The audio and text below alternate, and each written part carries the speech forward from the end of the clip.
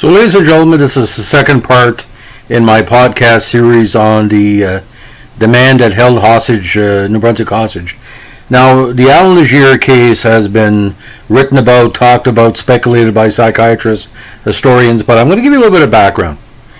I went to journalism school in 1984 to 86 in Woodstock, New Brunswick.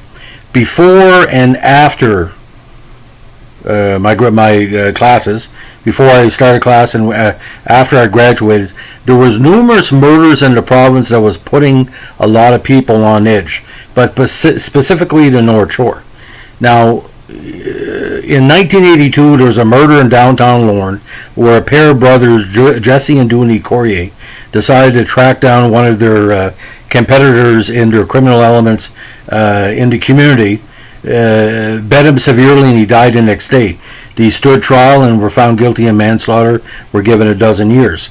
In Dalhousie, there was a familial murder where the son killed the mother in the Bernard murder case. There was murders in Campbellton. There was a murder case in Beldoon in 1987. There was the Estelle Murphy murder case in Lorne around that time as well. So there was numerous criminal cases were going on, was making the communities in the North Shore and throughout Northern New Brunswick nervous. But we never expected such an incident involving someone that was a local tough would go so far. Now, Allan Legere had a very strange upbringing, and you look at Charlie Manson and other serial killers, there's some parallels with that. Now, according to published reports, especially in the very interesting series of articles by L. Hall on what they call, well, we never call him that, but the monster de Miramichi. According to published reports now, Legere was born 13th of February 1948 in Chatham, which is now part of the extended Miramichi city with Newcastle and surrounding communities. Now, according to published reports and research reports in various publications and books on the subject, he had a really rough upbringing, and which led to his heavy trouble with the law. His father wasn't around. His stepdad, according to legend, left one night to go to the store and never returned. Now, later on, where his murders included maiming and rape and other sexual deviancy, it showed itself early in life. According to archive reports, his family was not well off and was supported by a single mother. He was crammed into a single room he shared with his sisters, and according to Allan's own confessions, he would often masturbate while watching his sisters take their clothes off. This behavior continued as Allan got older, evolving into being a peeping Tom into various women's rooms while touching himself. Now, he also seemed to have a bit of a fascination with religion. Now, again, according to published reports, he scared a bunch of people at a local church by running into the place of worship shirtless and proclaiming that he was the one true path to God, and only by accepting Allan Legere as their true savior would they be allowed to get into heaven. Now, in 1979, his major connection to his crime spree later on with the Glendenning case occurred when he got in trouble with police for getting into a fight and stabbing a man in the face with a broken beer bottle and twisting us, nearly severing the man's cheek. Allan then later pulled a knife on the police when he came to arrest him for the assault. Now, this was normal procedure for some of the toughs in Northern New Brunswick, using weapons like broken beer bottles, dusters, brass knuckles, shivs and stuff like that. By the time the mid-80s had rolled around, and ironically, this crime occurred my graduation week in 1986 for college. Legere and two other people, his co-conspirators Todd Matchett and Scott Curtis, decided to rob a convenience store owned by an elderly couple called John and Mary Glendenning. According again to published reports, they cut the power to the building before going into the location and ambushed the elderly couple. Allan was convinced by local information that seemed to be incorrect. There was a safe somewhere that John and Mary had hidden. Now, Legere demanded where the safe was, and when John said he didn't have one, Allan, bet him within an inch of his life.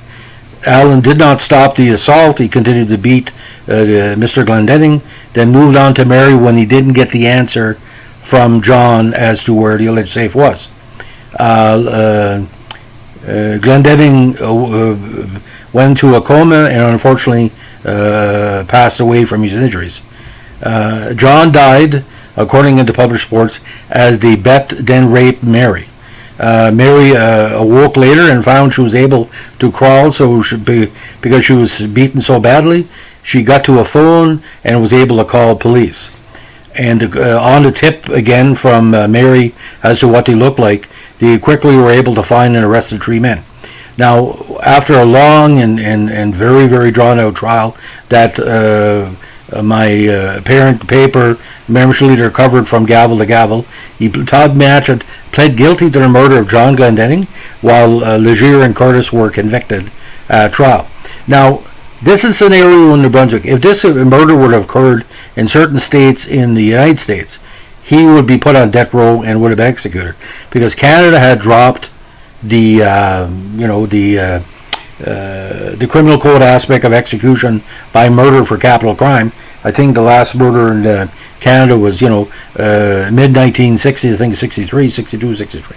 Legere, Matchett, Curtis would have put on death row for this type of murder. Similar murders that occurred in New Brunswick, not even involving rape or was bludgeoning or, a robbery gone bad, these people were executed. Thinking about the case in Frankton and St. John before the Joe Richard case up North Shore.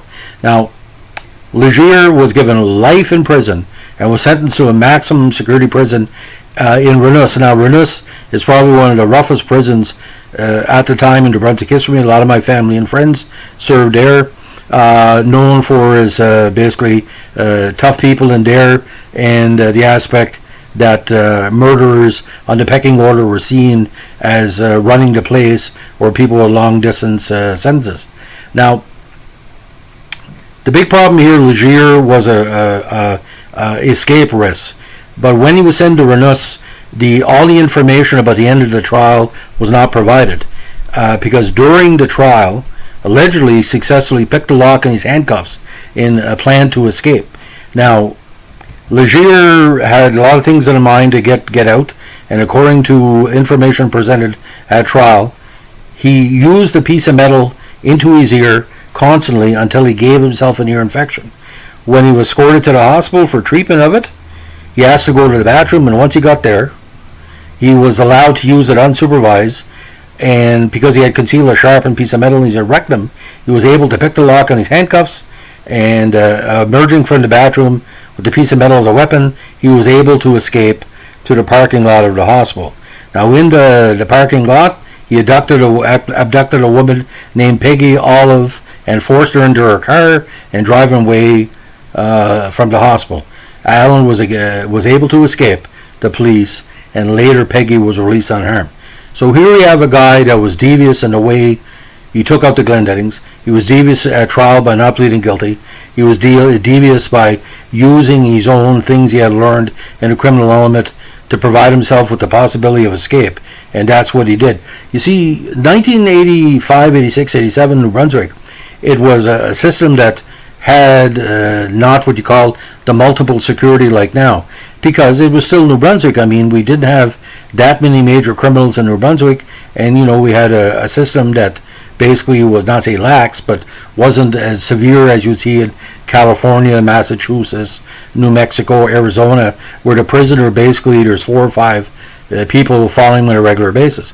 But allowing him to go to the bathroom by himself, he must have planned that for the months after he was found guilty.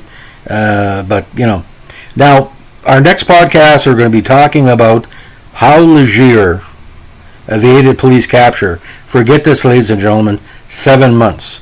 Now, during the time he was on the lam, he eluded all forms of police, RCMP, local police in the North Shore, local police in the Miramichi region, police in Moncton, St. John, Fredericton, the major capitals, and we know of he murdered 4 more people and included multiple arsons and multiple sexual assaults. So our next podcast will cover Legere's second spree, as I call it, and we'll go from there. But again, just a warning, in the next podcast like this one, there's information that might be hard for certain people to hear about, especially people who have not followed the case. Guidance is suggested if you're not say offended by this, but if it feels too much of a thought process, please do not listen to the next podcast. But it is part of New Brunswick history. We must discuss this, just like Jeffrey Dahmer, Ted Bundy, John Wayne Gacy, the Russian serial killers. If you don't know about the crimes of the community, you can never find a way to stop these from happening. Because this guy was a hero to a lot of people, ladies and gentlemen. Because why would he have two gentlemen following him, and especially the Matchett family, because the Matchett family were known to be a criminal element, just like the Malallys in the North Shore, different families, Savoys as well in the North Shore. Certain families were involved. But Legere, to say he was a ringleader for this, yet to be determined, because tree birds that are not the same in a flock, they have a different ways of looking at crime. Anyway, we'll talk about that in the next podcast. Thank you for listening. Good evening.